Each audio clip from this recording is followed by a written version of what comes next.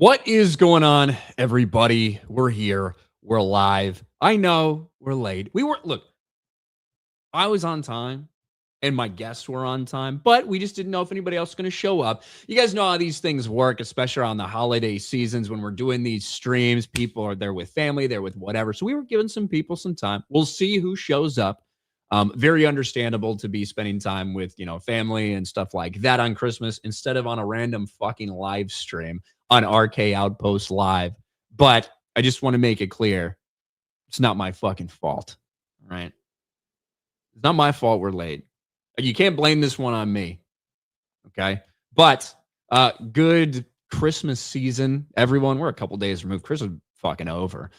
New Year's right around the corner, and that means it's the end of this year. It is the end of 2025. It is the end of 2025, mercifully coming to an end. A fucked up year. 2026. Will it be any better? There's always hope, right? There's always hope that 2025 could be a little bit better. So we don't even have anything necessarily planned to talk about, whatever. We're just going to kind of go over the year, maybe make fun of some of the stuff that's come out this year or is still coming out, and just chill for a while. And if you guys don't know how these streams work, on the last Sunday of every month, the people who are the top tier supporters over on the main channel, Ryan Kinel, RK Outpost. If you know this one, I assume you know that one. If you're a Raging Ryan level 3 member over there, you can join me and other people that are members, or if you're a top tier supporter over on Patreon, or if you do the same amount over on Locals. It's kind of how we work it out here. And you guys can come on, shoot the shit, talk about whatever the fuck you want. So without any further ado, let's get to it. Two people who have been on these streams for like years and years at this point. One guy who we haven't seen in a little while, Mr. J. What's up, man? Heidi ho, and Merry Christmas and Happy New Year. Happy New Year. Yeah, Happy New Year. Yeah. Good to see you, man. You've been out of the game for a while, and by that I think the last 3 or 4 streams, I think I've been out. Yeah, but I've been lurking, I've been watching, participating. But yeah, it's a bit hard getting on here. Normally, I have to go to bed in an hour or so because I get up at 5 in the mornings. But this time I got the late shift tomorrow, so got to stay up all night. Yeah, you Europeans, you know what I mean? Anybody like in other places of the world. I know that like my streams in general, because most of my streams, this is an early stream, like in my repertoire, most of mine end up being somewhere between like the 5 to 7 p.m. That's fucking pretty late for basically the rest of the world. Your other side of the world, they're not even up yet. Your stream later is your late stream here. Your normal stream on Sundays is probably about midnight for me. Typically, it's either 11:30 or 12:30 for me. It's midnight for people in Europe, for people in like the Middle East area. It's like really the fucking middle of the night. So, and I've been to the movies for the first time in God knows how long, and I was blown away. And I think we got a potential Oscar winner for next year. Nuremberg. Oh yeah? Oh my lord. Does Russell Crowe play a good Goering? Jesus Christ, is he a piece of shit? Oh, he's nasty. Oh, so good. And Rami Malek, oh my god. I mean, if one of those don't get an Oscar for that movie, I'll be very disappointed. At least a nomination. It is a really great movie. Really good. We'll have to see. Is it better than Avatar 3? About 10 trillion times better. I don't know how that could possibly be. But we do also have back at it again, even on the holidays. We got Sir Reefer. What's up, man? Yeah, some of us, we're just fucking lonely nerds, No, I just got back from vacation. I've been out of town, out of my apartment for a week. So, honestly, not all of 2025 was a disaster. There is one shining beacon that we got this year, and I would be remiss to not bring it up, and that is Arc Raiders. That game is so fucking fun. Like, I got bit by the Tarkov bug a year and a half ago. So I've been grinding the Tarkov beta, and we all know Tarkov just released a couple months ago. As soon as Arc Raiders dropped, I haven't touched Tarkov since. And I'll have you know, I was prepping for the final raid on Tarkov. Haven't touched it. Haven't fucking touched it. I think when we look at 2025, like as a whole, there's just so much shit. Yeah. But in gaming specifically, not that there hasn't been a plethora of shit like there has been, but there's also been some like massively huge things. Yep. I don't know how you felt about, Claire Obscure Expedition 33. I didn't have I had to pick what game to spend my money on, and I picked Arc Raiders because, like I said, I got bit by the Tarkov bug, and extraction shooters. I mean, I have been looking for a shooter that was fun for so long, ever since I dropped Siege, and we'll touch on that later because they just had something really big happen yesterday. But the shooter genre has felt so fucking stale to me for the last 4 years, right? And when I picked up Tarkov, I'm like, you know what? It's Tarkov. I know what I'm getting into. Arc Raiders, like so the Expedition is the equivalent of the final raid in Tarkov, right? I didn't get, and if you complete your expedition within the wipe time frame, right, you can get up to 5 extra skill points on your next raider. That's a huge advantage. But you had to have $5 million worth of stash value. Like that, how much is that? That's a lot. Yeah. I got to 2.3 million. But I started a month late. So this next expedition, because the reset just happened the week before Christmas, this expedition, I'm already fucking halfway through it, and I just got back. Like, I'm not to the point to where I got to start building my 5 mil, but there's 5 preparation quests or resource gathering missions that you have to go through. You have to collect X amount of resources. Once you get through those 5 steps, then you go on the road to 5 million. I'm almost already done with the first 5 steps. Damn. Yeah, it's like I've seen a lot of people having a lot of fun playing Arc Raiders. The community is really what makes it fun, right? Well, that sounds fucking gay as shit. Well, listen, if I'm running a fucking solo raid, I don't want to be fighting every Tom, Dick, and Harry in the goddamn raid. Yeah. And you know what? I'd rather team up against the fucking robots and take the robot parts and just go about my day. But you go into fucking duos duos, kind of on the fence, but you go into trios, it's on site no matter who the fuck you see.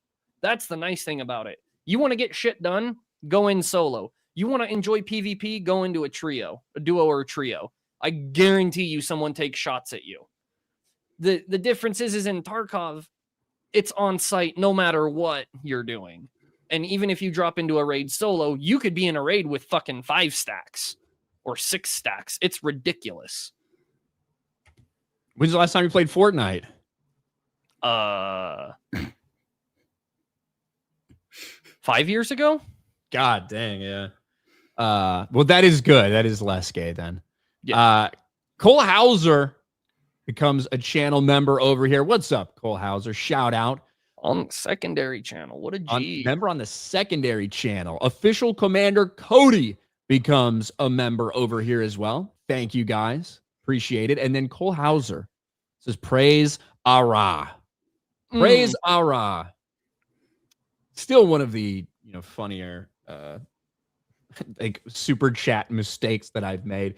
I fucking hate all the 199 shit. I hate that the 199 is a thing. Praise Ara is funny. I do think that one's funny. Did you mispronounced Allah? No. So what happened was Cole Hauser sent something in, and he was talking about G.I. Joe, a real American hero. And I'm not super familiar with fucking G.I. Joe, but he abbreviated it like the way G.I. Joe fans do, like ARAH. And so I kind of like just skimmed over. I just like made a weird noise, and Jeremy was like laughing at me because I didn't know what it is. And so I just made a comment like, I thought it was like a fucking Chinese Muslim. Praise Allah. Yeah. And that's where it took off. So. Oh God, that's hilarious. It's funny that gets brought up because one of the YouTube channels I have recently discovered is David Wood, Apologetics Roadshow and Acts 17 Politics. I can't remember what the fucking word is. Anyway, he's a Christian convert who just, his whole shtick is using Islam to debunk Islam. Oh, that's interesting. Dude, it's hilarious. You should. So I will let you guys know he is fucking spicy. But it's up on YouTube though. Oh, 100%. But Well. like, listen to this guy's story. It's actually really fucking cool. But my favorite video that I found from him, he's done 2 videos on this topic. It's the story of Al-Zut and Muhammad. I'm sorry. I can't explain it because it's fucking graphic. Oh shit! So just go watch his videos. Like my dad, who is about the most stale bread of stale bread, was cackling at these videos. That's good enough. Check it out. David Wood, is that what you said? The channel name, yes, that's the guy's name. The channel name is Apologetics Roadshow. Apologetics Road. It's so crazy. Like YouTube is such a massive fucking platform. And there are people that have 25, 30, 40 million subscribers that you've never heard of. You've never fucking heard of, and you spend all day on YouTube, right? It's so wild how massive the platform is, and it just shows you how much the algorithm actually dictates what you look at. Oh, certainly. I look, anybody who's spent any time on like Instagram or whatever like that scrolling through reels, you fucking know how crazy these algorithms are. Like you say something on the fucking phone, or you mention something while your phone is in your pocket, and all the fucking shit that's listening to you all the time hears it and just starts feeding it to you, and all of a sudden that's your Instagram algorithm. It's fucking crazy. Graphene OS, I don't have that problem. I shut all that fucking wiretap bullshit off. Yeah, it's an open source OS that you can load onto Android devices after getting rid of the Android OS. I'm gonna be real. I don't fucking care. I don't care who's honestly. On me. You don't need to. I'm just a nerd. Yeah, dude. I spent an entire day splitting a proprietary USB 2.0 ribbon and data cable into 3 different connections so that I could hook up the front panel board for my fucking server to a new motherboard. I'm a fucking nerd. I get it.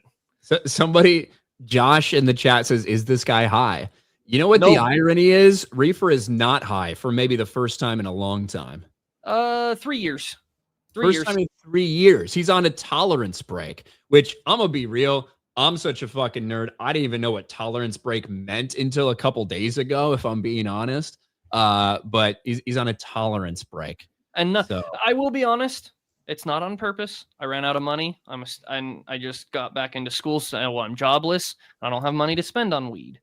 So I've been sober for about a week now, on accident. How does it feel? It's no different. I've done this before. So that means you're never going to smoke again then. It doesn't feel any different. That's not what I said. Well, that's what it sounded like your answer was. No, it's I don't feel like I've done this before. Like I've dropped it cold turkey like this before. Just one day I've got plenty, and then the next day I'm out. Like I did it when I was in high school. I've done it 3 times for jobs so that I could pass a drug test. Oh yeah. Right?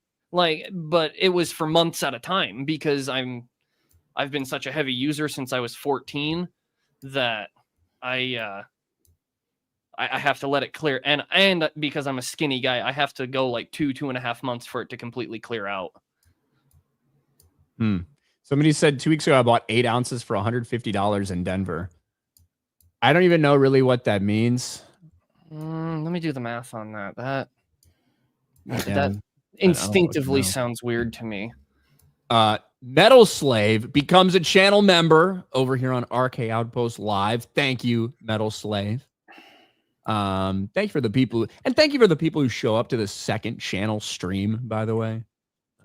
Yeah, I know it's a lot of people don't even know it fucking exists. And that's cool. And thank you guys for showing up on the holidays. That's kind of expensive flour.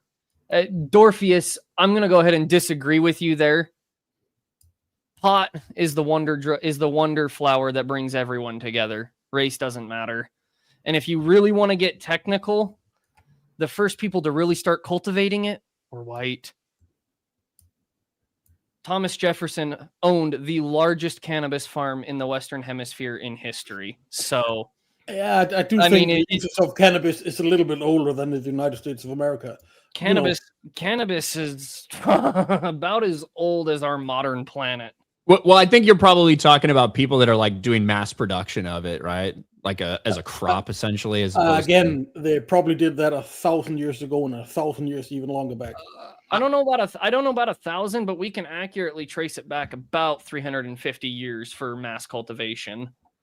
And specifically in America, we can trace it back at least 150 years to the turn of the century with the printing press and stuff like that with William Randolph Hearst. So that's why it was Schedule 1 in the first place, which just got rescheduled to Schedule 3. So now it's on the same level as fucking corticosteroids and prescription Tylenol. We are getting closer, ladies and gentlemen.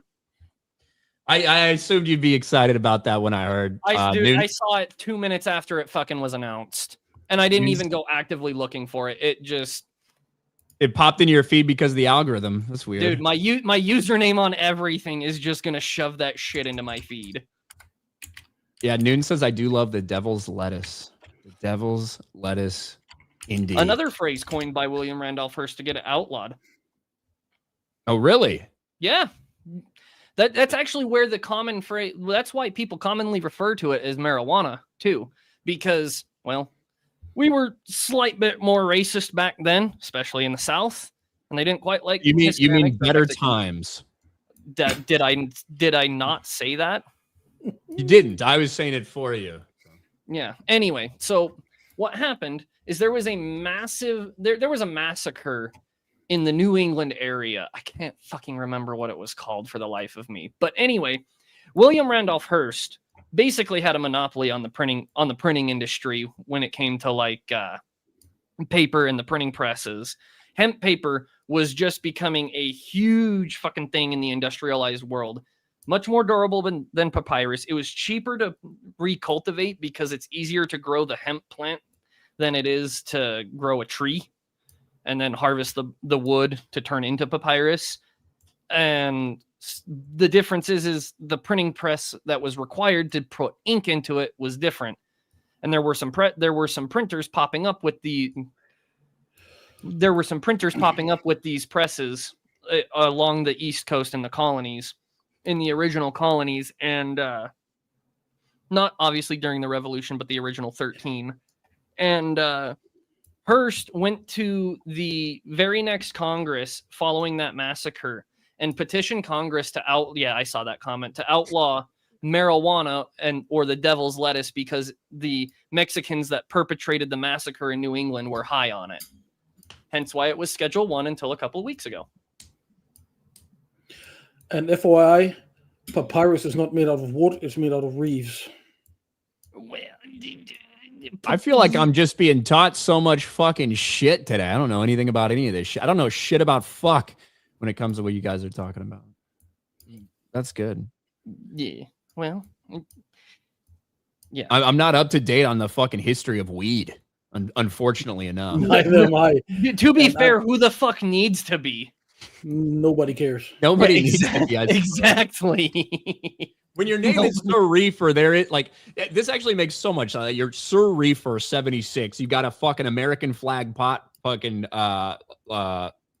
thing as your profile picture. Specifically for the sativa leaf. If I wanted to get real technical, I would have tried to find an indica because that's my preferred leaning in the genetics. But I get so fucking tired. Just being honest, but dude, I'm telling you what, flour just makes you tired in general, and it's because the CBD content is higher than in the distillate. Because with the distillate, you actually extract the CBD, and it doesn't distill the same way as the other cannabinoids and THCs. Well, there we go. But I would expect nothing less for you to give us an entire rundown of the history of fucking marijuana production and regulation in the United States of fucking America. Bro, you got the cliff notes of the cliff notes. Oh, I know. I'm well aware. Yeah. I'm well aware. Grandmaster Chris for 199 says, hope you guys had a Merry Christmas. I did until my family put on Stranger Things season 5. Oh, That was such bullshit, dude. God. I remember we got to that episode and I was like, what? That was the buildup? Now, hold on. You're telling me Will, the kid who got mind raped and face raped by Vecna's tentacle and was given the fucking tentacle juice, is a homosexual? Based Netflix? Well, I know. yeah, that actually, look, the fucking gay scene in Stranger Things is fucking awful for so many ways. One, because of when it happened, what a big deal they made it, how fucking cringe it was, how bad the acting was, all of these things. We've actually had a coming out scene that was done better in season 3 with Robin. But like, there's so much about it that is stupid. However, I will push back on the idea of Vecna raped Will and that's why he's gay. I'm obviously making a joke. I know you are, but not everybody is going to understand the context because there are people that are pushing that, and it's not what happened. Will's been a little fucking fairy for forever. In the first episode of this fucking show, when Joyce is reporting him being missing, she's telling Hopper that she's telling Hopper that, you know, he wouldn't just run off. He might have been getting bullied for something, and she's like, you know, Lonnie used to call him a queer and call him the F slur and like all this stuff. And Hopper's like, well, is he? Is he? Like moves on. And through season 2, through the, you know, when Will's telling, or when Mike's telling Will, you don't like girls, we get it. Like all of that shit, Will has been gay the entire time, well before fucking Vecna mind raped him or actually fucking put a tentacle down his throat. So there are a bunch of really valid criticisms. That's not one of them. Dude was always a fucking queer. What I do like is I do like the backlash online right now. The funny thing is the backlash is about half people who just think the gay scene was completely unnecessary or whatever. Yeah. The most vitriolic backlash are from the shippers. The shippers who are really fucking mad that Will and Mike are not getting together. The people who have been pushing this bullshit for forever, if you look around, some of these things are going insanely viral. Whereas I think a lot of us are fucking making jokes and memeing about how fucking stupid it is. They're fucking furious, and they're inventing these fucking things in their heads. In the finale, they're actually going to get together. They're wishing death upon the Duffer Brothers for not fucking getting Mike and Will together. Like, it's fucking nuts. They've come out with this whole fake theory that they actually were going to make them gay and that Netflix wouldn't let them. So there's like a cut of it out there where they're actually gay together. So their sexual fantasy is to see 2 young boys kissing.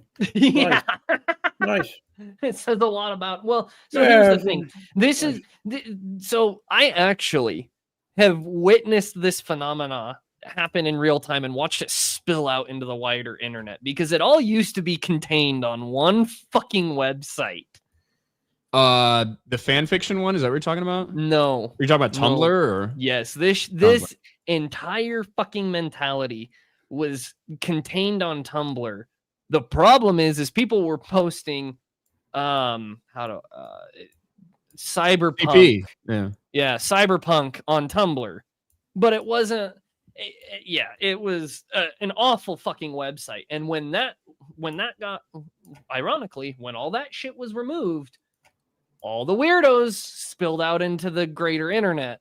And now we get, so the shipper phenomenon that we are seeing with Stranger Things first existed in these fucking degenerate communities that liked specific anime shows. And we call them tourists because that's all they've ever been. They only care about seeing their sexual fantasies in their media. Yeah. And generally speaking, the people that are part of this community are more concerned with seeing 2 dudes fucking than anything else.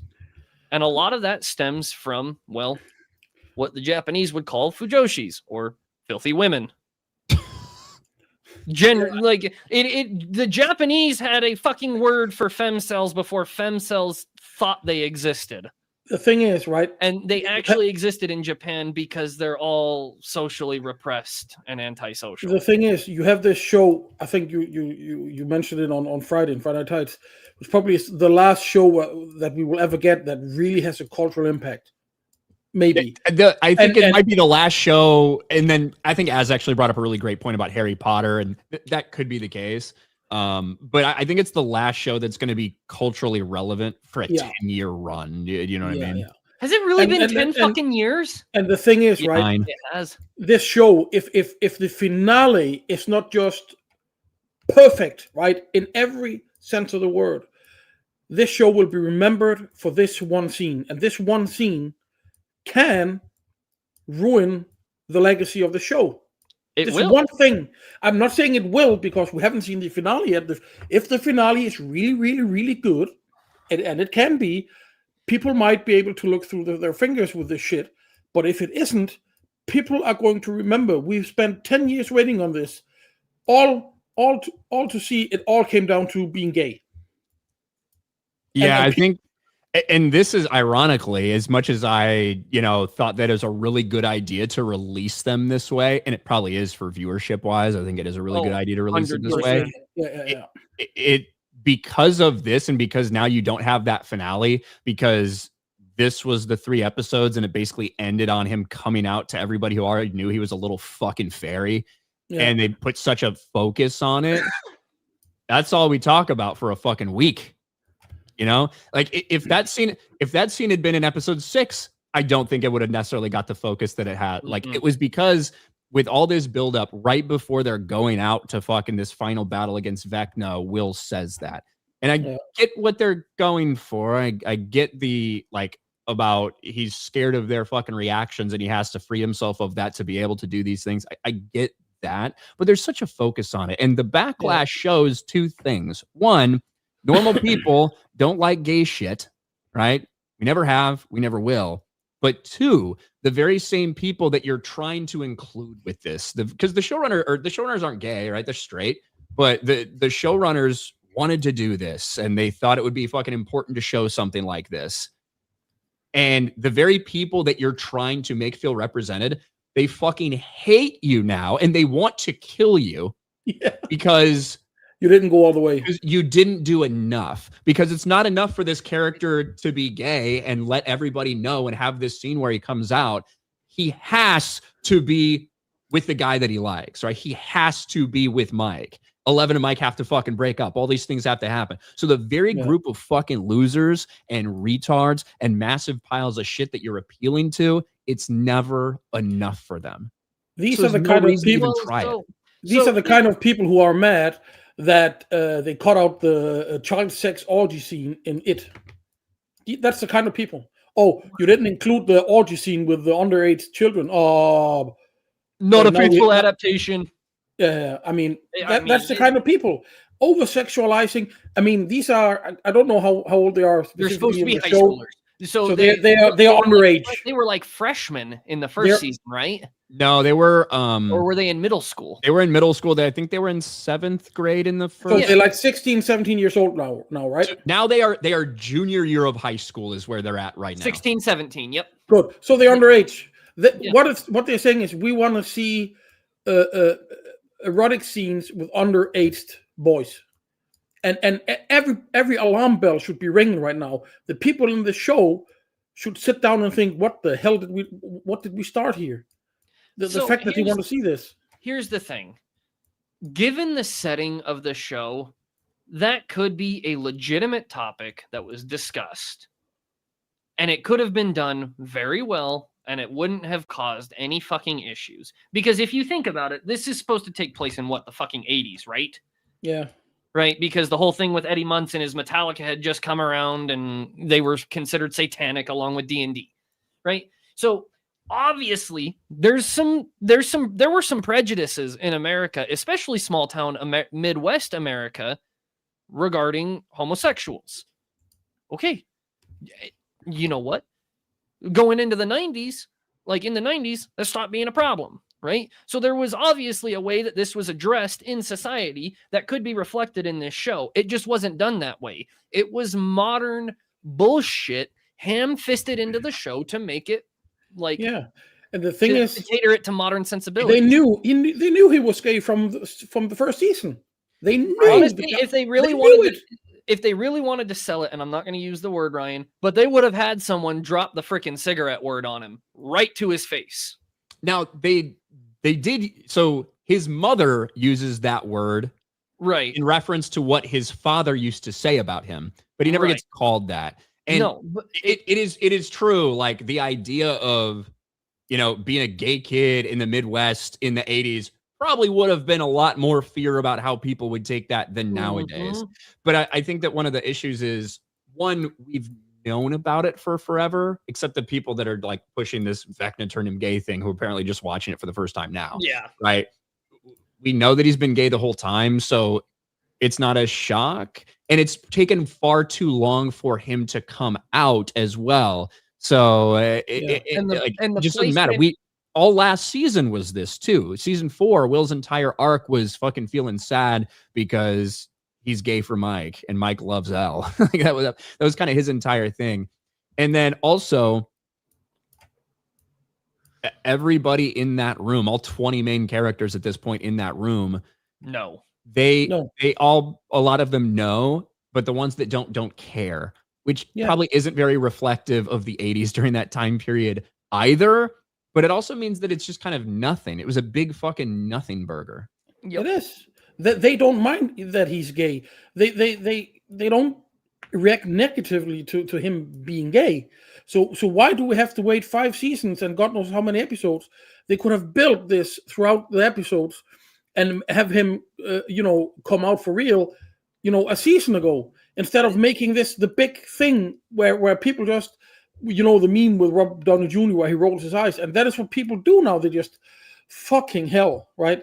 Well, so I think the biggest issue with it was the place in the timeline that they put it.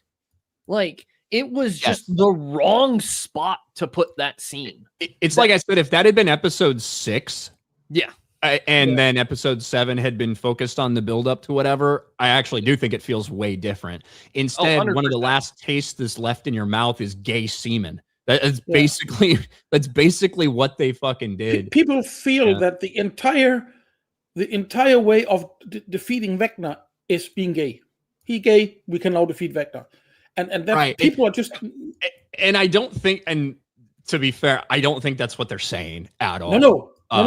But but that's what a lot of people interpret it as, and it is funny to joke about. Like the amount of fucking memes and reels and shit about that are fucking hilarious. They're just funny. But I really do hope that the finale can wipe this off, so that we talk about the finale instead of this shit in 10 years, because we still talk about season 8 in Game of Thrones. And I think it's I don't want another great show, and don't get me wrong, Stranger Things is a great show, and I don't want yet another great show to be ruined by this shit. Yeah, I honestly think the Game of Thrones season 8 comparisons are fucking retarded. Game of Thrones, let's be real. Stranger Things didn't have the grip that Game of Thrones had on the fucking planet. No, I don't think so. And I also think that I don't think that Stranger Things at its best was ever as good as Game of Thrones. Nope. In terms of the writing, I think that Stranger Things is when it's really fucking good, it's a pretty good show that people love the vibes of. Oh, it was 100% a vibes-based show. That's but it doesn't mean the 80s vibe. The writing's fucking always been terrible or whatever, but it's pretty good. And again, you're also dealing with like young actors and child actors and stuff like that. So it's like, Ryan, I gotta hold you up. You just got 20 gifted. We did? Yeah, we got 20 fucking gifted. We just got 20 gifted memberships from Metal Slave to the RK Outpost live channel. That's 20 motherfuckers in the chat that just got gifted memberships. That's $100. Massive W. Damn. I don't even know what this means. Does this mean Metal Slave doesn't like gay Stranger Things? Who knows? But thank you, Metal Slave. Shout out to you. Look at that. Turning the chat green. Yeah, that's what we like to see. Money. But thank you, Metal Slave. Me. Only money. But I need to take a drink for that, actually. Fucking, you know what? Luckily, I got a fireball shooter right in front of me. I'll take one with you. Go for it. It's been a while since I had Fireball. Fireball warms the soul. Fireball does warm the soul. You know what's really good? Hot toddy. Apple cider. Ooh. With a shot of Fireball, like hard apple cider. Hard apple cider. Yeah, hard apple cider, and get it just a little warm. Just a little warm. I can't do that. It's too much fucking. That would be good. You're right. Like warm apple pie, basically. But, that's why I like hot toddy mix. You throw it in. You mix it up. You throw it in the freezer. You warm it up when you want to make a mug, and you fucking pour your Fireball in. Yeah, but forget exactly what. I was saying that I like Stranger Things in terms of like the writing and stuff. I think that when it's at its best, it's really good. But I don't think it's like Game of Thrones level. The other difference is that entire fucking season for Game of Thrones, everybody was fucking hating everything. Look at the IMDb scores for that final season. You look at the IMDb scores for Stranger Things right now. It is all focused on this fucking last episode, the gay shit. And that's what it is all about. Well, not all. I mean, there are a lot of things to talk about how bloated this season is with the amount of fucking characters, because some people just don't like certain characters. They want time spent on them, and they're fucking got so many things going on. But I bet you guys can't guess who my favorite character is. Jonathan? Oh, come on. It's fucking obvious. What? Argyle? Yes. He's not in this season, so yeah. Yes, he is. Oh, he's not? Oh, no, that's right. Okay, sorry. When my parents flipped it on, they finished the last couple episodes of season 4 to reintroduce themselves. Yeah. Yep. And that's when they roll back in from Cali. That's right. My bad. So look, man, sober brain can't keep track of things the same way stoned brain can. There's a reason I smoked. Yeah. I hear that. But yeah, so we'll see what the finale does. I think the finale will probably. I don't think there's anything this finale could do to be like turn everyone's mind around on this season. No. But I do think that if this season finale is as good as season 4's season finale, I think people will be like, it ended on a pretty good note. Okay. About it. I don't think we're going to see a Game of Thrones fall off. I think the finale is going to be entertaining for the most part because they're going to focus on the battle with Vecna. We're going to go back to the Upside Down, right? We're going to see the shit that is related to Dungeons and Dragons that we've wanted to see the entire time in the show, which is why my personal favorite stuff was actually Hopper in Russia, in Siberia and shit. I know everybody hated that part. Oh, I fucking loved that. I loved that part because it dove into the history, right? And you get and then when he's investigating Hawkins initially, you get introduced to the idea of the OSS and CIA being behind a whole bunch of this, and the idea that this is from the MK Ultra experiments. I wish they would have dove into that angle a lot more. That would have made it way more interesting. But I'm more excited. I'm just going to say the powers that be wouldn't allow that shit to end up in popular media. But like a lot of that is like, well, okay. So much of the show is focused on this fictionalized version of MK Ultra stuff. You know what I mean? That they have.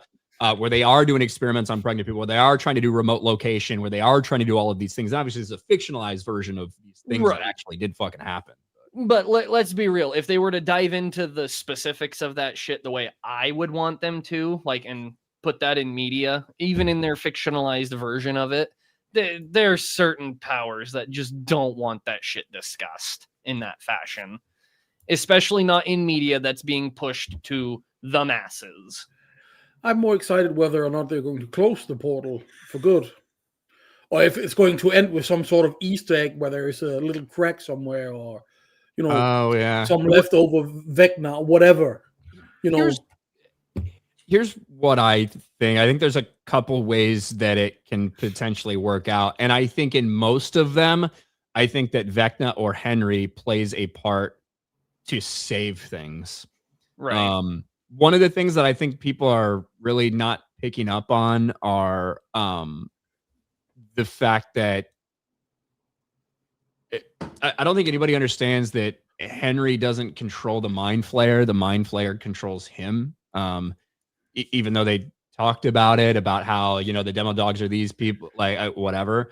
But I think that when we look at what actually happened, Henry, when he was in that cave that we saw in episode 6, and they showed that fucking person with this mysterious case, and Henry opens it, and you see, most people, I guess, didn't pick up on it, even though I think it was pretty clear. They showed the Mind Flayer particles that were like about to come out and go into Henry before Holly got taken away. Henry was infected when he was like 7 years old by the Mind Flayer. That's how he got his powers. And then ultimately he succumbed to those fucking powers when he kills his family and does all these things. And using Henry's blood is how they made these other people, how they tried to recreate these other fucking people. Yeah. And it's not until when Elle, as a child, vanquishes Henry, sends him to the abyss. He's not in the fucking upside down. He's in this place where he finds the Mind Flayer, which is this abyss. It's not until, and they did explain it, but I still don't think people understand. It's not until Brenner is trying to have Elle find Vecna, or Henry, trying to find him and actually make fucking contact, that they make this bridge. Which is the fucking upside down, which is this, you know, wormhole type of thing, this dimension that connects these two places, which is why it's frozen in time on that fucking day, which is why it's happening on that fucking specific date. And what I think is likely to happen, and I don't love this, but I do think it's likely just because of what we've seen. I think that Henry Vecna is going to play a part in bringing down the fucking Mind Flayer. And I think there's half a chance that maybe what he's doing right now, and like trying to collide these worlds, might be an effort to destroy it as it is. Like what he's doing might be an effort to that, to destroy everything, including the Mind Flayer, or whether he's going to be completely and totally turned to their side because of something. But I think we're going to get like a fucking Elle and Vecna team up. I think that stupid Indian bitch, that stupid fucking 8 cunt, I think that whore is probably being manipulated by the Mind Flayer right now. And we're certainly going to, we've already had the setup to see her do something fucking bad, and maybe people have to stop her. So we'll see. I don't know. I don't know. It's hard to tell because like and I know it's loosely based on Dungeons and Dragons, loosely. Super loose, yeah. Yeah, but in the D&D lore, Vecna literally is just power hungry, and he wants to become the most powerful being in the universe. So that would, in my mind, be the base motivation for him to try to eliminate the Mind Flayer. Because if the Mind Flayer is the one that granted him his power, then that would be the ultimate test of him being the superior being, is to be able to take out the being that made him what he is. He would have surpassed his creator, so to speak.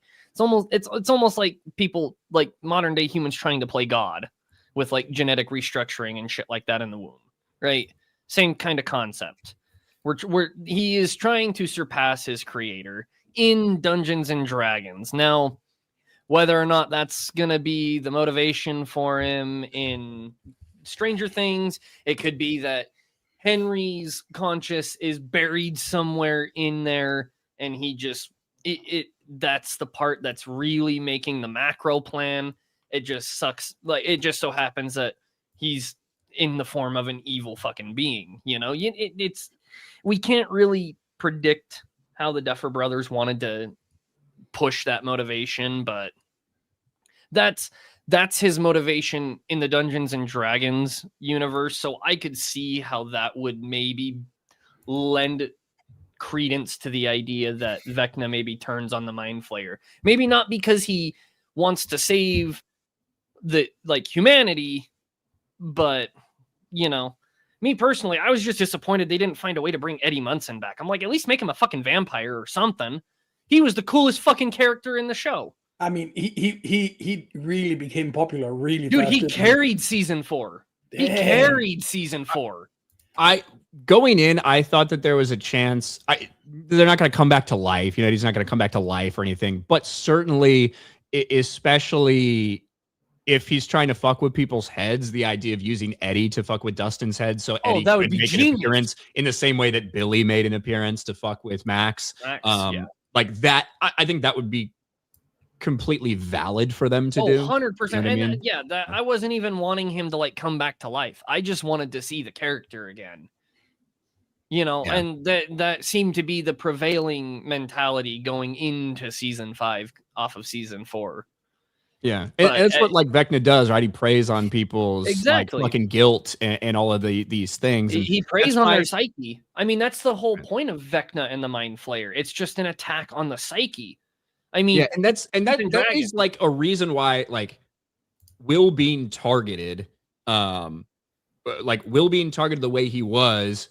Makes like sense. That's when him being gay actually had something plot relevant. Absolutely. That's the entire reason he was targeted, right? Because just like one of these kids is getting fucking abused by their fucking dad, just like Max is feeling guilt for Billy's death. Like all these people have something that they're fucking struggling with. The ones that Vecna attacks, the fucking kid that was Nancy's. Yeah, go ahead. Eddie felt guilt with the way his reputation reflected on his uncle. I mean, shit. Like that is a common theme. It's the challenges of essentially psychic attacks on people who may not have the mental fortitude to withstand those and have to develop that. Right. Yeah. And we'll see. Like you said, that would be a great way to tie in the fact that Will is scared of how people are going to view him because he's gay.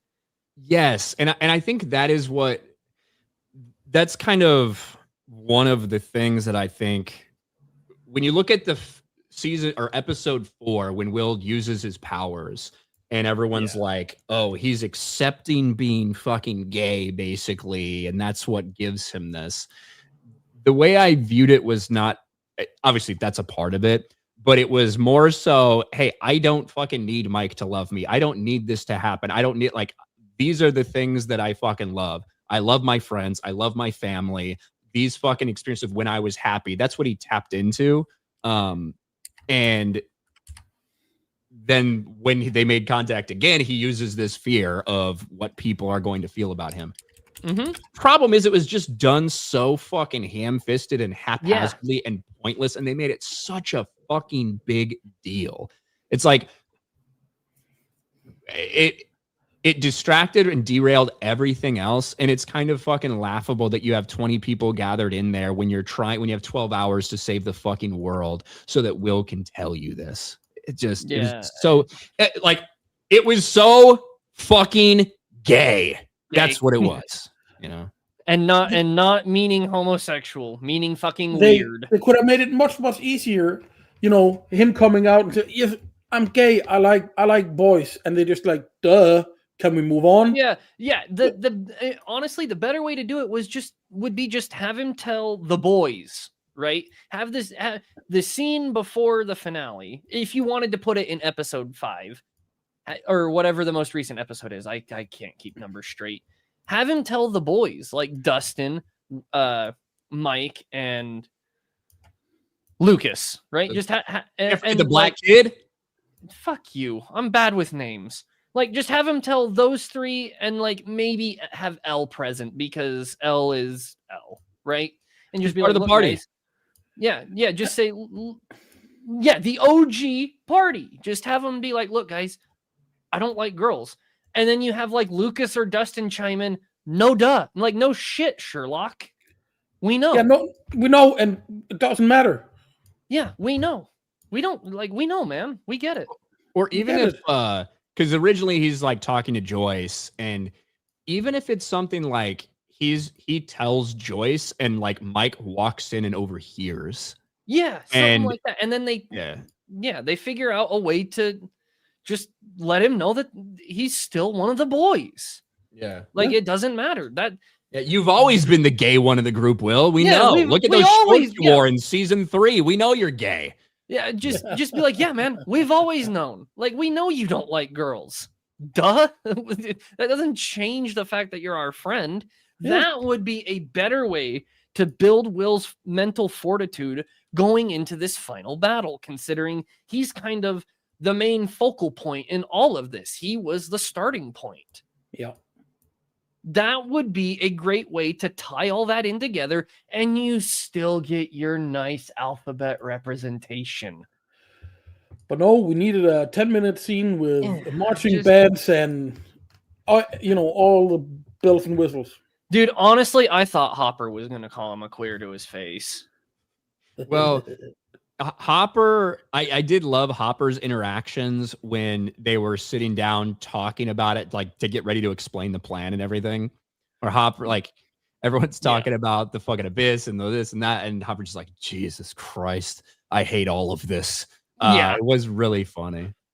One of the criticisms that I didn't think or don't think makes a ton of sense is about specifically Dustin laying out what the abyss is, what the upside down is, and then them going into fucking making the plans for it. People were like, oh, this fucking scene was like, I can't believe they sat there and explained all this or made these references or used these props. And I'm like, it is fine to not like, and I said, it like, my thing is, it's fine to not like that. The problem is, why didn't you hate that every other time it's ever happened in the series? Because it happens every fucking season. Like, I was gonna say that's how the kids were able to understand it, so that's how they're gonna be able to explain it, and they're the ones on the forefront of all of this. So of course that's how they're gonna explain it to the adults. Yeah, and I love, and that's how it's happened every season. Now, can you say that scene feels way more bloated because now we have 20 fucking people? Yeah, certainly you can. Sure. Yeah. But the criticism of like the props and the D&D references, it's like, this is, and you can be like, oh, it's the same thing. It's like, well, it is the same thing, but it's every season they do that. So I don't know why you watched 4 seasons of it and you were cool with it when they did it in season 4 and made their fucking flambe plan, but you're not cool with it now. I think that was the thing that I thought was funny. I think people are just cringing at the way it was explained to adults. Like, you don't have to explain it that way to adults. They're not children. But it's children who are the ones experiencing this and have all the information. So that's how it's going to be explained. They're going to make references. They're going to refer to everything the same way they referred to it amongst themselves. Like what in fucking season 1. When they're talking about the demo, no, not even that. Yeah. When Will first goes missing in episode fucking 1, they're in the police station and Hopper's asking Dustin, Mike, and Lucas what happened. And Mike chimes in and says, Will takes Mirkwood home. Yeah. Mirkwood. What's Mirkwood? I've never heard of that. Oh, we just call this road that.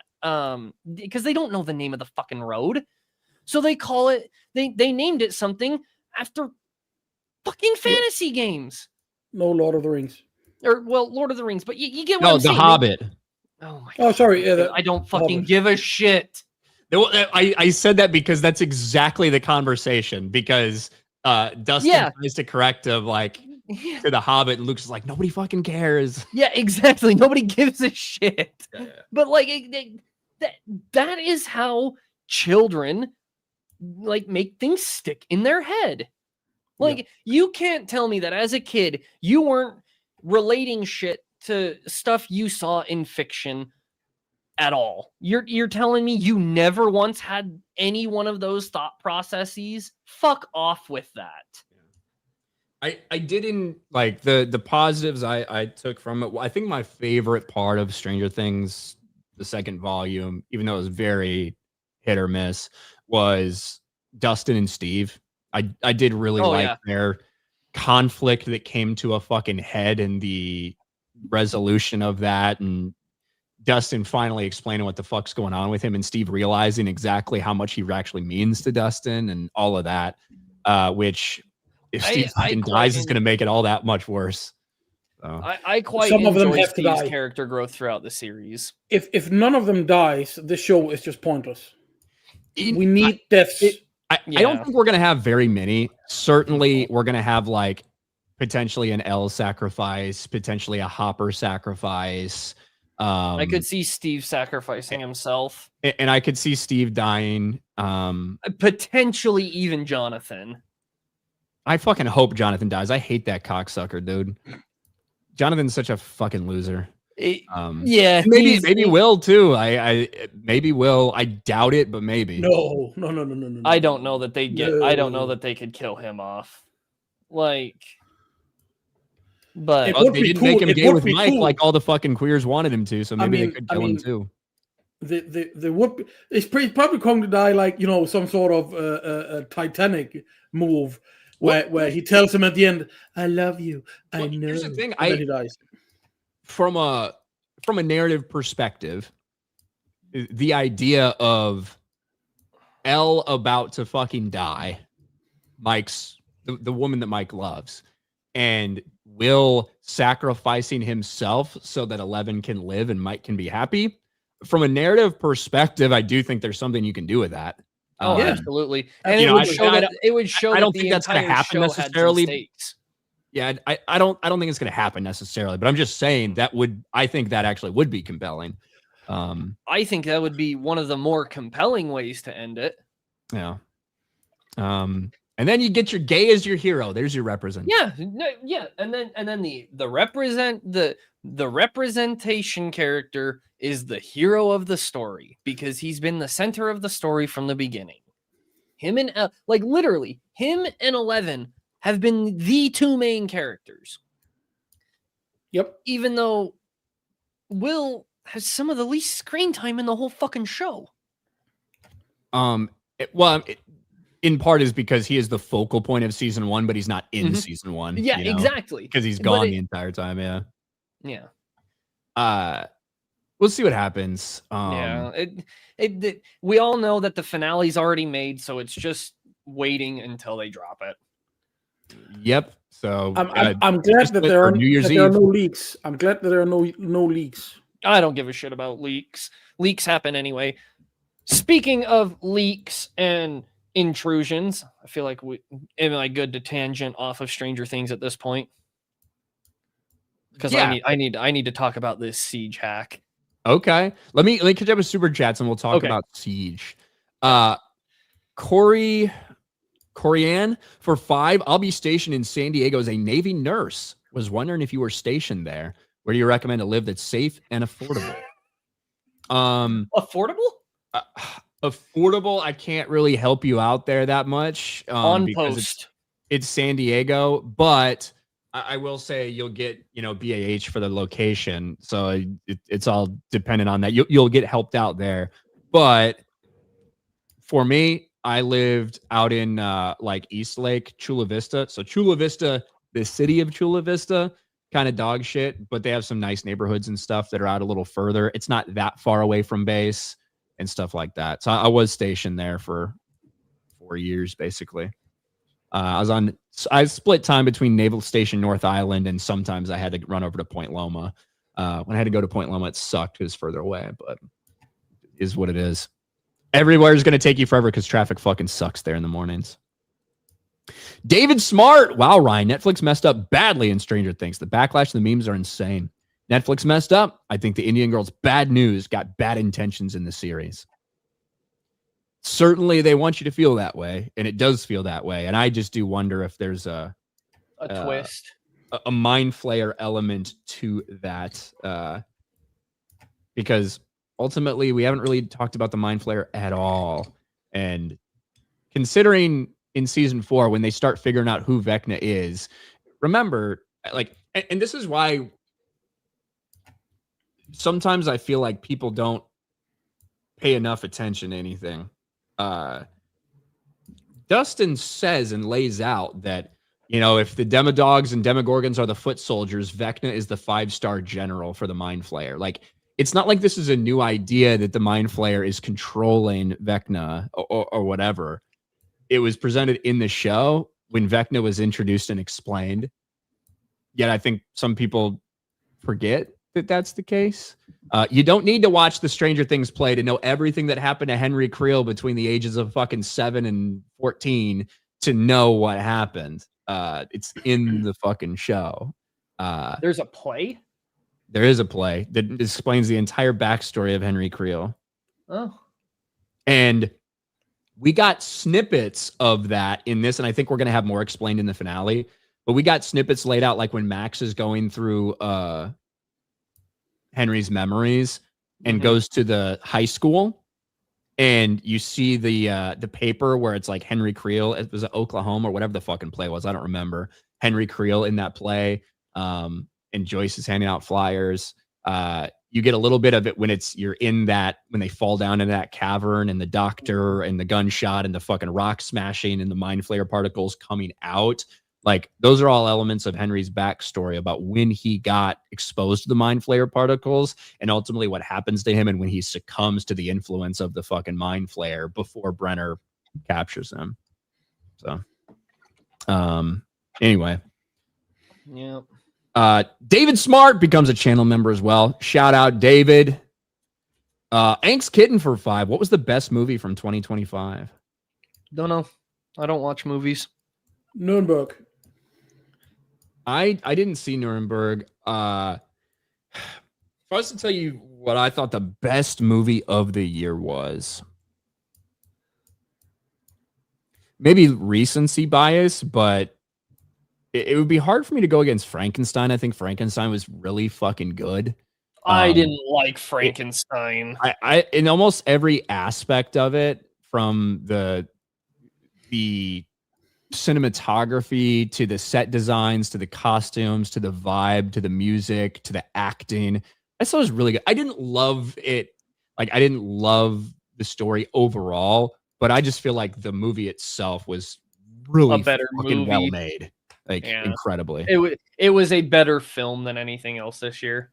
Like, anything that I saw, at least. Right. I wouldn't say I had the most fun watching fucking Frankenstein, but I would be just like off the top of my head. That's probably what I would say. That's I don't fucking know. Super chat. David Smart for $10. Ryan, this is the third channel I'm a member because I is cool. I'm drunk. Hope this isn't Sports Wars. I don't know shit about sports. I'm working all the time. I think last episode of Stranger SS. Why do you say SS? Gonna suck. I think it's gonna be okay, and everyone's gonna pretend like it sucks. That's what I think. Yeah, I think it'll be fine. Yeah. Slain Hope for 2. AIDS comes from the upside down, and Will is patient 0. Fuck. Wouldn't that be crazy if Vecna and Will start the AIDS epidemic?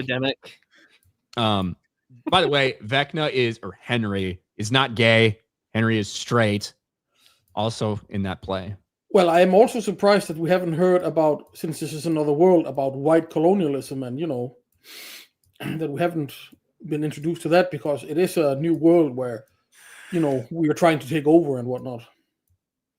I don't know that I don't know that we are quote unquote trying to take over the upside down so much as that's military. The mind flayer is trying to expand its dominion into our realm from the upside down. Because one of the people are talking about nothing happened in these 7 episodes. I actually think like a decent amount has happened. A good amount happened. I think a decent amount has happened, and a lot of characters' storylines have already been resolved. Like Will's storyline is resolved. Lucas and Max's storyline is resolved. Dustin and Steve's storyline is resolved. Nancy and Jonathan's storyline is resolved. Hopper and Joyce's storyline basically got resolved in season 4. I actually think all the characters that we fucking care about storylines basically Jonathan have and been Nancy resolved. is basically resolved at this point. But what's left is Vecna, the threat, saving the kids, and Mike and 11. Mike and 11, like what is going to happen, which is basically what's the outcome of this battle, Right. Like what is the outcome of that battle? Because they're together, they love each other, they want to be together. 11 doesn't know if she's going to survive this thing, but yeah, so we'll see what happens. That's basically what is the outcome of this battle will be their resolution. One of the things that has not been at all is we know the military's down there trying to recreate the fucking experiments with the babies that Brenner was doing. We get that was revealed, but why are they in the upside down? What exact, because they don't need to be doing that there. Like, why would they bring Cali all the way to the Upside Down for something like that to happen? Right. Well, maybe because, the Constitution or the laws doesn't apply there. So they can do shit there legally that they wouldn't be able to do in our world. Oh, please. And that never stopped the MK Ultra experiments No, in but real life. Wouldn't that Come be on. funny? It's an easy way out. Wouldn't that be funny? We've actually got somebody joining for the first time on the member streams. Oh, We've got Net Stealer. How you doing, guys? How's it going, dude? Oh, it's a rough one. Neck hurts, back hurts, knee hurts. Usual.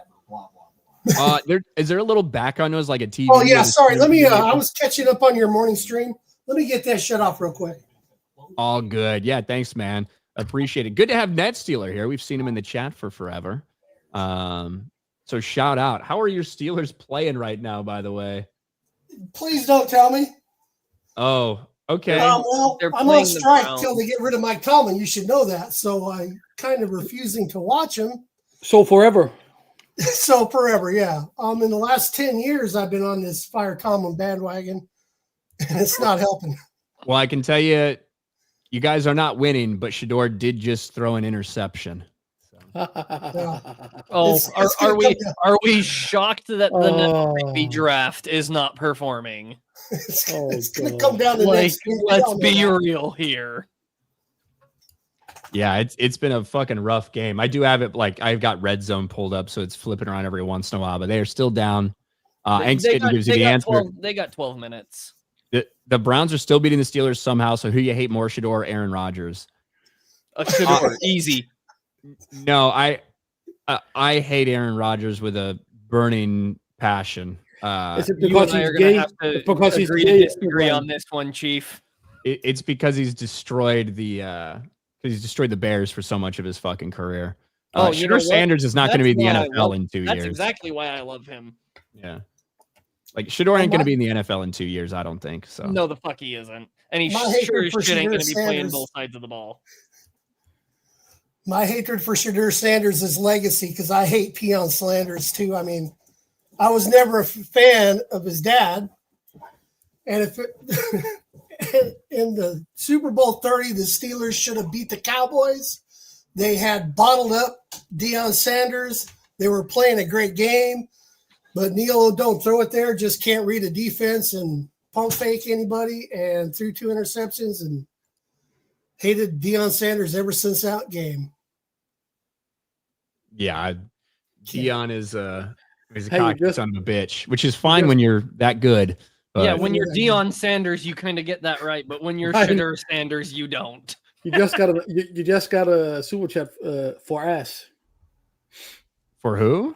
Ass For Az? Yeah. Where? from Anthony Shaddocks. What? $20. I'm not seeing that one. Why don't I see it? Yeah, I don't see that one. That's really strange.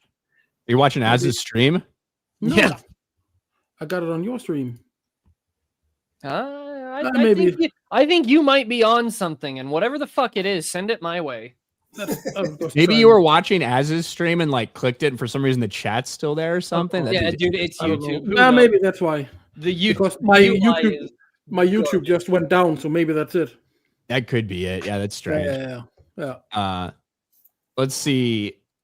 Bar King says the brownie was annoying as fuck, felt forced, and gay powers made me roll my eyes. I wonder what other dimension, and I'm tired of World War II slop. World War II. Oh, you mean like Nuremberg? It's not slop. Um, It's listen. I've seen more World War II movies than most people on this planet, and I've seen God knows so many iterations of Nuremberg, and this is by far the best because it's not just Nazi equals bad. We all know Nazis were bad, but it also shows that the Allies were cheating. They didn't want to shoot the Nazis, or they didn't want to execute them. They wanted to give them a show trial, not a real trial. So they cheated. They spied on the no. They spied on the defense attorneys of the Nazis. They had in this movie they have the psychiatrists to break their oaths. to tell them how he wants to defend himself and yada, yada, yada, yada. And I like that. Right? And I like the speech what he does when he accuses the Nazis of doing this and that and that. And you're just looking at the panel who sits up there and thinking, bitches, you all did this. Every single one of you is just as guilty as what the Nazis did. The only reason is you won. Right? And I like that. Well, I don't like you blanket statementing the Allies, because the Nuremberg trials, America didn't really participate. That was all Europe. The Allies as a whole were not involved. The European part of it was. America didn't really take part in the Nuremberg trials. The main prosecutor was American.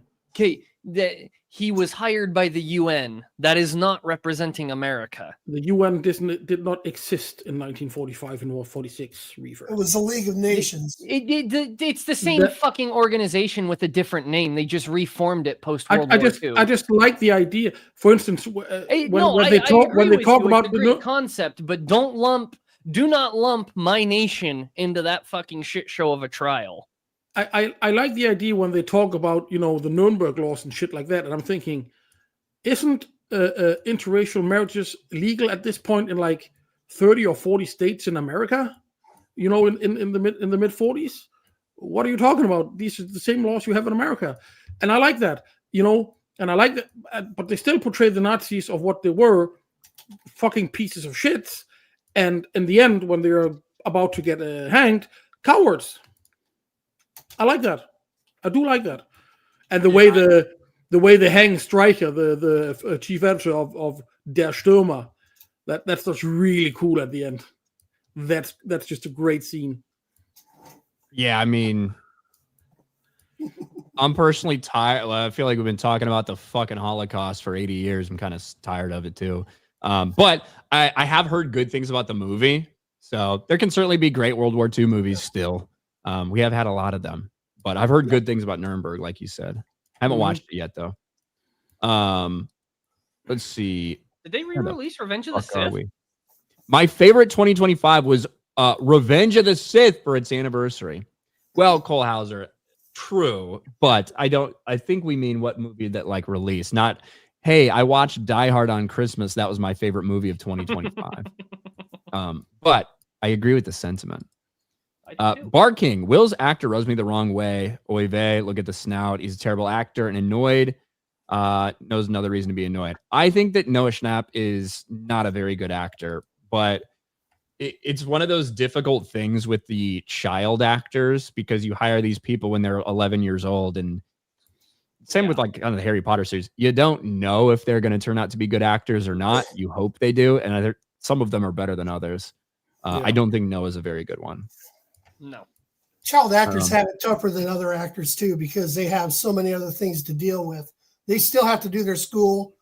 They still have to, be taken care of because of all the crap that went down with the Corys. That it's really tough to be a child actor these days. Well, look, not even these days. Look at the dude from Ned's Declassified. Yeah, dude's fucking fucked up, man. He ended. I can't remember his name, but like one of his buddies from the show got him a room to help him out, and he fucking trashed it. Like if it was me, I would never allow my child to be a child actor, especially in Hollywood. No, a lot of child actors, they just lose. They lose the connection to the ground. Look at what's her face, from E.T. What's her face, Drew Barrymore. I mean, she would go into clubs and drinking and smoking at 11 and 12 years old. I mean, I know it's the 80s, but what the fuck, right? Yeah. That's my whole thing. Like, take away like you not having very good supervision of your child and then possibly being fucked by who knows who in the industry. Just say that they don't get abused. Nothing like that happens, like the typical memes from Hollywood. Let's just say that this person from the age of 7 years old, they're not in public school. They're not doing any of these things. They're growing up on sets. They become rich and famous very quickly, public eye, public scrutiny, all of these things.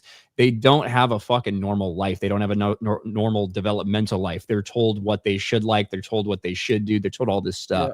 I think it's incredibly damaging to children. Yeah, it is. And never getting told no. These little emperors, oh, you can have this. Oh, you sure you can have this?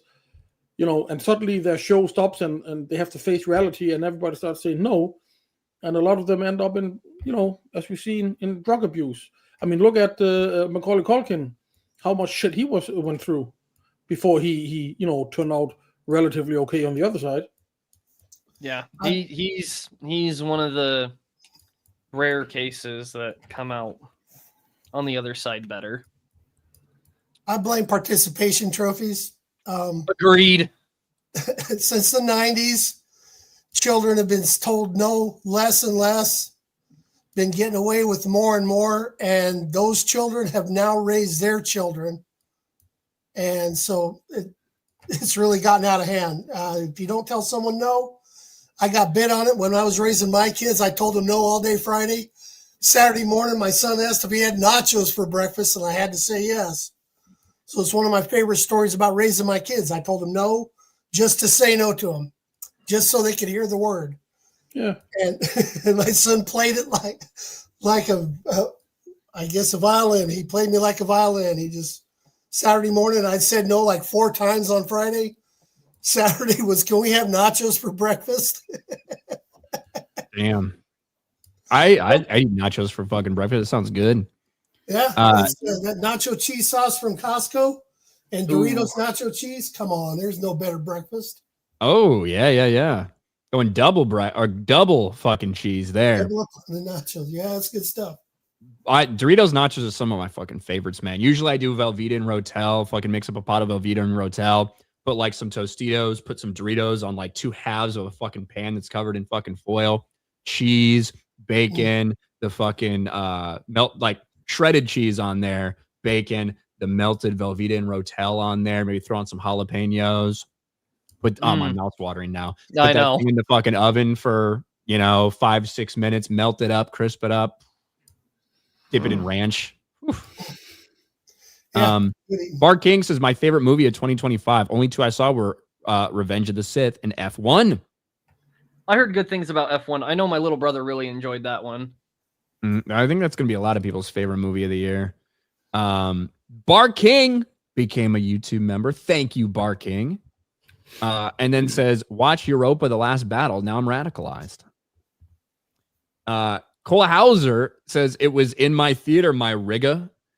Made 50 mil. I know, it was a re-release, though. That's what I'm saying. It's like, it's like if Avatar re-released to be watched alongside Avatar 3, I wouldn't say that Avatar is my favorite movie. I do understand what you're coming from, and I love Revenge of the Sith. I love. Look, you are technically correct, which is the best form of correct. Yes. David Smart for 5. Ryan, I'm drinking Japanese whiskey. Have you ever tried this? I don't know what type it is. I have had some Japanese whiskey before. It's pretty good. And I liked it. I did like it. Hooks you up really quick, though. Does it? Oh, fuck yeah, it does. Last time I had some of that, I ended up 3 miles away from where I was supposed to be, and I had no clue. I'll have to try Japanese whiskey in 2026. Like from the source. OMG, it's so fucking good. Aaron Rodgers' ex-girlfriend hates his guts. I can imagine. That's because he's gay. Yeah, I mean, I feel like there's probably a pretty high percentage of anyone in the world whose ex-girlfriends maybe aren't big fans of them. I can tell you mine's not. But yeah, Shailene Woodley, right? I believe that's Aaron Rodgers' ex. She's like, he destroyed my fucking life. He destroyed my fucking life when I was with him. He destroyed my life too, but it's because I'm a Bears fan. Didn't he date Danica Patrick too? He did, didn't he? There. Yeah, for a spell, he did date the worst NASCAR driver to ever drive a NASCAR. Well, look, Aaron Rodgers, I hate Aaron Rodgers with a passion. I don't think just because one person's ex-girlfriend isn't a big fan of them means that he's a massive piece of shit. But Aaron Rodgers' entire family doesn't like him. So Try having him as your quarterback. I'm good. I had him as my quarterback for about a decade. It was pretty great. Yeah, I'm sure it was. I got to touch back on what we were talking about. The Ravens and Steelers game to end the season for the NFC North is good for football. It's not good for my heart. It's not good for my health, but it is good for football. So if that's the way it has to go down, that's the way it goes down. They got to lose this game, and they're working their way towards it. They're doing a pretty good job of losing the game. The ball's in their possession with 7 minutes to go. So you're ruining my YouTube stream later on tonight when the game's over, but you know that, right? What, we can't tell you? Yeah, no, go ahead. I don't care. I'm not, like I said, I'm not really following. I've been so sick of the mediocrity of the team. You can't get a draft pick if you're always picking 22. Wait, Aaron Rodgers dated Olivia Munn? Lucky fucking bastard. Oh, yeah, that's right. Oh my God. Lucky He did. bastard. Yes, he did. But and wasn't smart enough to hold on to her. Yeah, no shit. How do you not hold on to the fucking nerdy video game shit? Because he's gay. Dude, his obviously Mr. Rogers' steak is too juicy and his lobster is too buttery.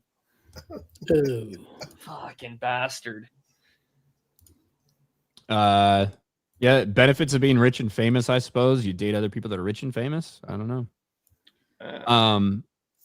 Cole Hauser for 2. Will you bring some 12-year-old Japanese whiskey? I'm fucking ready for that, Cole Hauser. That'll be in MegaCon in March. Not gonna lie, that is the one reason I would ever want to be a content creator is people give you guys so much free cool shit.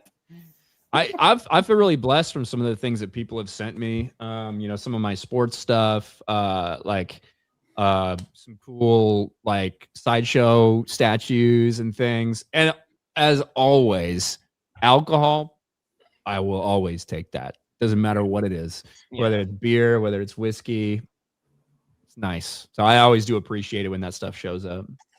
Cole Hauser tried to bring me a massive bottle of whiskey at the last MegaCon meetup, but like he tried to bring it through like security, and they're like, "Hey, you can't just bring this enormous bottle of fucking alcohol in here."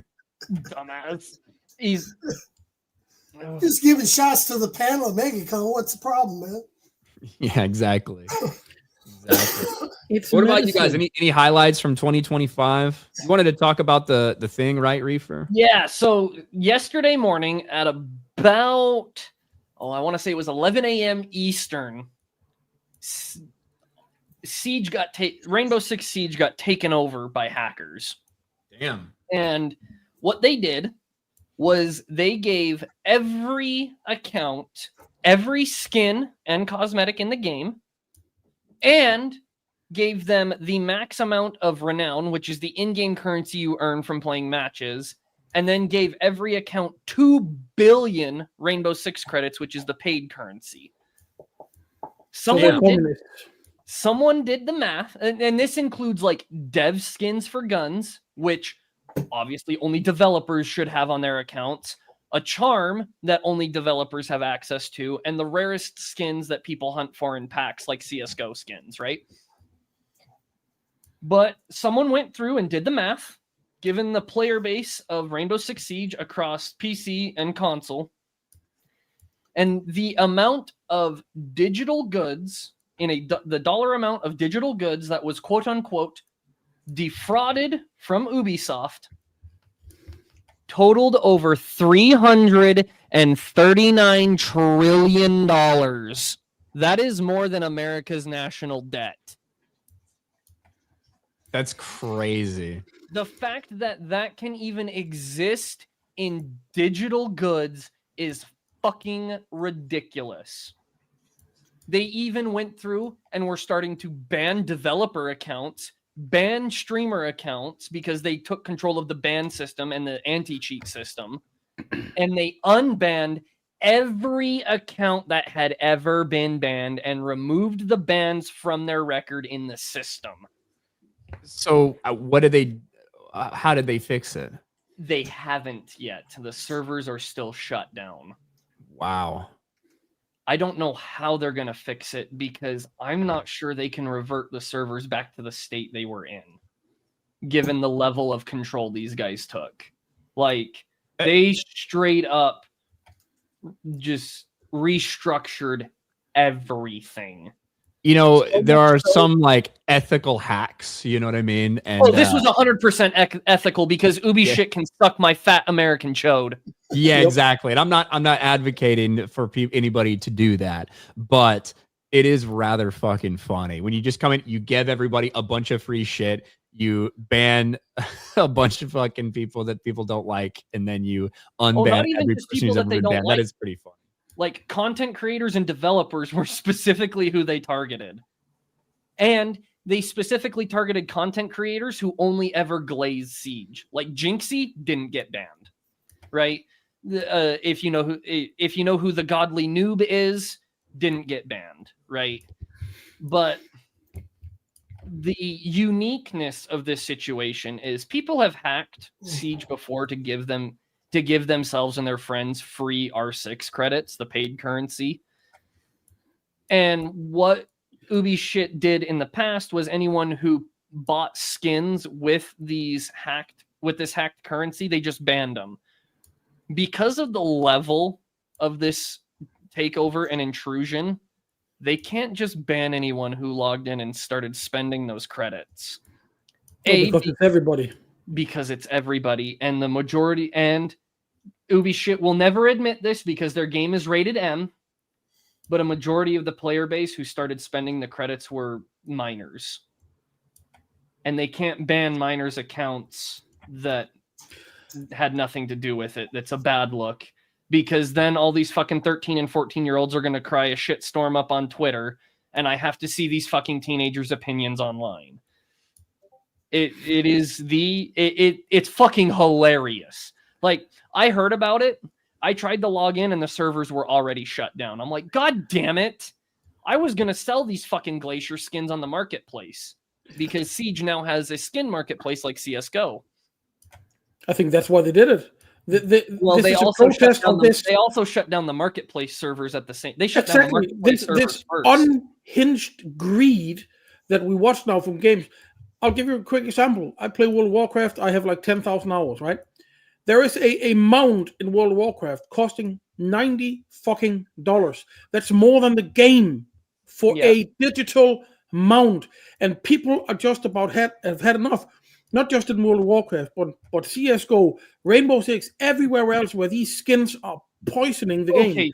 I will say CSGO's skin controversy wasn't because of Valve or even CS itself. It was from external third-party sites that were hawking gambling to kids, and the creators they were hawking it through were getting rigged odds in their advertisements. That had nothing to do with Valve or CS as a game, which is why Valve revamped their marketplace for CS so that it all happens in client. The second you have skins that are worth $10, $20, $30, $40,000, that's where you as a game developer should sit down and say, okay, this might be a little bit too much. Right? Look, man, retards are going to spend their money how they want to fucking spend it. That's my policy in terms of, do I think it's ridiculous? Yeah. Do I think monetization in this game is in these games are fucking insane? I do. But I can also feel like people somebody paying this much money to go to a Taylor Swift concert that you might be crazy, or a bunch of other things that I would never fucking spend my money on, but some people will, you know, to go to a Super Bowl. The amount of money to go to a Super Bowl is insane, but people fucking buy it every year. In general, all these, you know, as was it Ubisoft or was it EA that called them? Shit. I'm going to correct you. I think it was EA that called this loot box surprise mechanics. That was EA in front of the European Union. Yes. Yeah, and they were basically laughed out of the building. Mm-hmm. The second you are giving gambling to children, you should automatically have your game shut down by the politicians. You are never going to be online again until you remove the loot boxes. So here's the issue with that. A lot of these game companies, because they are publicly traded, receive government subsidies, especially when they're based outside of the US. Like Rainbow Six Siege is developed out of Ubi Shit Montreal, and Ubi Shit's based in France. Ubi Shit gets so many fucking grants from the nation of Canada and the nation of France every fucking year that it doesn't matter if their games make money or not because they've already made a profit. Yeah, but I'm talking about that they are offering gambling to children. But that then comes back into play. The tax dollars that are then funneled back into the government through these subsidies and the requirements for these grants. So the governments are never going to legislate against this fucking money machine. They already have. That is the Denmark. No. Name me a country in the Western Hemisphere where gambling is legal for minors. America. You can gamble on CS skins. Yeah. Are you fucking like? I'm sorry. Are you retarded? No. Isn't gambling in America illegal for people under 18? Not traditional gambling like you're talking about, no. No, but give me a second. Give me a second real quick. Give me a second real quick, Reefer. Even though we are almost done with the stream, we got someone that just popped into the back, I think for the first time.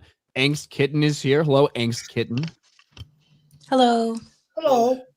A woman. Welcome to the stream. Don't be silly. There's no women on the internet. Oh, yeah, that's true. If you claim you are, tits or get the fuck out. Yeah, not too many, but welcome. How are you doing? I'm okay. I'm just a little under the weather, so hopefully I still sound like a human and not a stuffed up creature. I have no idea about anything that's CSGO or anything else, but I was curious if you guys had a favorite TV show for the year that came out. A favorite TV show for the year? Well, I'm all in for Reacher. So, yeah. I like Reacher. Reacher did come out this year, didn't it? Yeah, season 3. There's another season of Reacher and I didn't fucking watch it? You're telling me I missed Thad Castle's 3rd season? Fuck me. Yeah, so Reacher was really good. I also like Terminal List Dark Wolf, which was also on Amazon.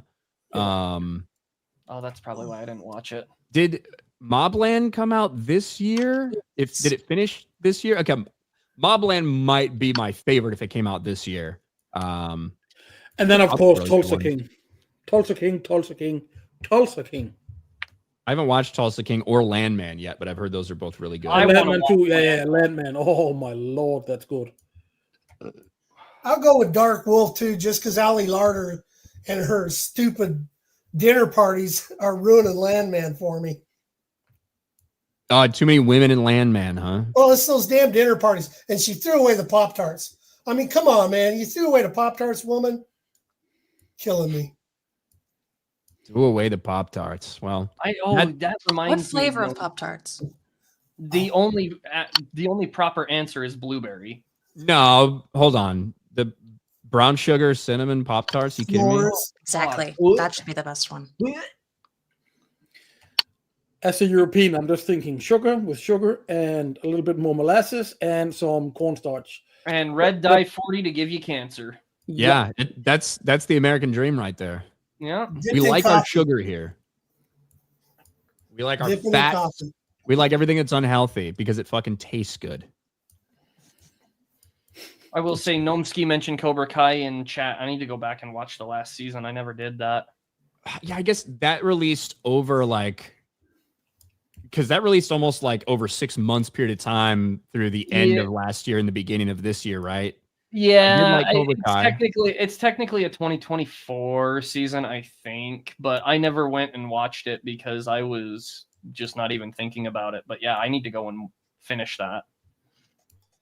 Cobra Kai, I think Cobra Kai ended on a really good note, like a note that is. I'm gonna politely ask you, don't fucking spoil anything. This is the only time I've ever asked anyone to not do that. I don't care about spoilers. Well, then take my dick down your throat. Well, then we're talking about Stranger Things. So, yeah. But yeah, Cobra Kai, I think you'll like the way it ends. Some of the middle episodes, I think the first 5 are really good. The middle 5 are the last 5 episodes. Well, that's honestly, that was kind of the theme with Cobra Kai. The middle episodes of each season were honestly kind of the weakest a lot of the time, but that's because they saved a lot of the great fights for like the season openers and the finales, and I'm not even going to complain about that. Because you want your strongest spots at the beginning and the end. That's what people are going to remember. For sure. Introduction of the conflict. The middle part, you're like fleshing out different things, and then obviously the end it comes to a head for sure. Yeah, dude, I still remember you guys discussing Cobra Kai back on fucking FNT when it was first coming at like seasons 1 and 2. Hell, the quote that sticks in my mind is fucking Odin going, "The high school fight at the end was," if you remember that. I think know if was I on FNT? Oh, you absolutely were in FNT at that point, but I don't know if you were on that episode. Like, dude, this was fucking how many years ago at this point? Isn't that the time where you discussed the binge model versus the weekly model? Dude, I have. Dude, this was it. Okay, this had to have been shortly after I found FNT through It's a Gundam, actually, because It's a Gundam was on talking about Cobra Kai a few times with you guys. That's funny. So much shit runs together. It is tough for me to fucking remember. I do know we fucking bitched about the binge model and the weekly release stuff. But we've done it so many times. You guys Jeremy bitched, and the rest of you were all correct. Well, kitten, I'm going to change my vote to the Penguin. Wait, that was 2024 show. I understand why you would choose. Well, I must only watch it this year then. Okay, because it came out really late in 2024. Yeah, I have to pick mine up off of the Fire Stick, so I don't really pay for the streamers. So that might be why I was confused. I haven't paid for a streaming service ever in my life, and I still get to watch anything I want. It's beautiful. Platinum level achievement right there. Yeah, platinum level.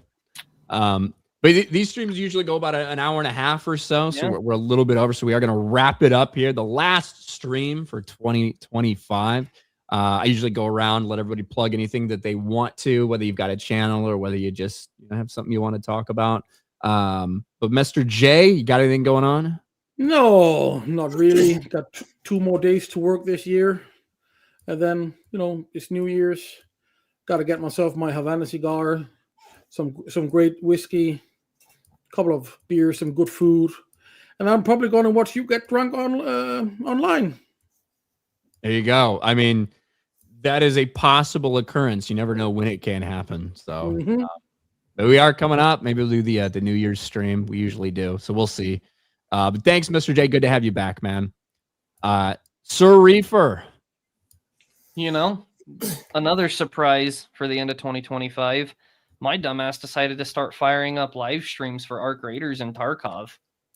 Really? So, yeah. Multi-streaming to YouTube, Twitch, and Rumble. Fucking crazy, I know. I don't ever plug anything, but if you guys want to come watch me be retarded live, there you go. On Sir Reefer 76, is that the channel? I believe it's no. So my YouTube is just Sir Reefer, and that's what it is everywhere. You can just look Sir Reefer up, and you'll find me. It's not going to be the same PFP as on StreamYards, but on Twitch it will be on YouTube. Is it the neon green one who's smoking a joint? No, on here I'll give you a link to my channel. Yeah, just link it in the private, and I'll put it in the chat. Yeah, I got you here. Hold on. It's got a little bit of neon green, but that's because it's a Joker, an old school Joker and Robin PFP from a comic. I can't remember what comic it is. I just like the picture. So you just started that, huh? I've had the channel for a long time just for subscriptions, but I just started firing up live streams. The VOD should still be on there. It's just me dicking around. All right, let's put it in the chat. I just subscribed. I didn't even know about this. Yeah, well, yeah, there you go. And it's the same username on Twitch and Rumble, but it goes on all 3 of them. There you go. Hell yeah. So go check it out. Go check that one out, guys. Yeah, Net Stealer on there. Go ahead. What? I said there's just a few Arc Raider streams on there right now, but hope once I start class up, I should get a schedule down a bit better. I didn't think you'd ever be doing anything like that. So that's me cool. neither. Ned Steeler, you got anything to plug or anything? Well, yeah, I actually started my channel a while back only for one reason, and that was yesterday's video I made. So Friday, prayers out to everybody, was the 21st anniversary of the Indian Ocean tsunami.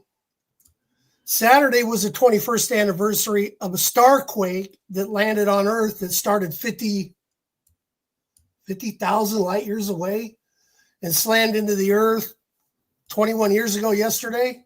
And I did a video on my YouTube channel tying those two together. I did leave one part out about what I think might have caused, and that would have been that actually a shock wave can travel faster than the speed of light, because the speed of light is still constrained by the speed of light. And so it's all a theory that I came up with. I watched it on Ancient Aliens. I did some research on it. I can't see how the two aren't related if they only happened hours apart. So yeah, that's what I made my channel for, and I put that up yesterday. Well, there you go. I just put that in the chat as well, so I'll take a look at that video. Awesome. Oh, yeah. That's right. You're gonna hate. You're gonna hate the amateur level of because there is no editing. It's just throw it on the screen, throw it on the channel, get it done, get it out there for posterity. Maybe 100 years from now, somebody can see that and say, "I can prove that that did or didn't happen," and maybe an astronomer or somebody will be able to figure it out. It all starts somewhere, man. Just recording it and putting it out there. So that's cool, dude. That's awesome. Thanks for coming on, Ned Steeler. And then Angst Kid, do you have anything to plug? Nothing to plug really, except I guess my favorite show from the year was Department Q. I feel like not that many people have watched it. I watched 22 other shows. Yes. Have yes. you seen it? Okay, finally. I'm Danish. Of course I've seen it. Oh, I didn't know you were Danish. Well, I was going to say it's based on the Danish novel, but it's set in Scotland. Anyway, it's more of a mystery crime series type. Yeah, and the English version is so much better, and season 2 is coming. Okay. Yeah. So I just wanted to say that, you guys should all watch Department Q. Yeah. And I guess that's it. Have a good 2026. Awesome. Well, thank you for coming on, Angst Kitten, for the first time on the stream, and Department Q. All right, that's it for us. This is the last supporter stream of 2025. We'll start off 2026 on the last Sunday of the month is going to be January 25th. So January 25th, a little less than a month from now. We'll be right back here on this channel around the same time, unless something fucking crazy happens. But unless the world ends, we probably will be here. So thank you to my panelists and my supporters. I do appreciate you guys. Thank you to everybody who was in the chat supporting, whether you've subscribed to this channel for a while or just found it today. And of course, anybody that sent a super chat or gifted memberships or anything, we appreciate it. I will be live. I got to go eat something. Then I'm going to be live in, probably 2 hours or so on the main channel. Oh, yeah. So that's the last Sunday of the month for me. God rests, I work. That's how it goes. But we appreciate you guys, and we'll talk to you later. Bye, everybody. Happy New Year. Later. Happy Merry Christmas and a Happy New Year, everyone. That's right.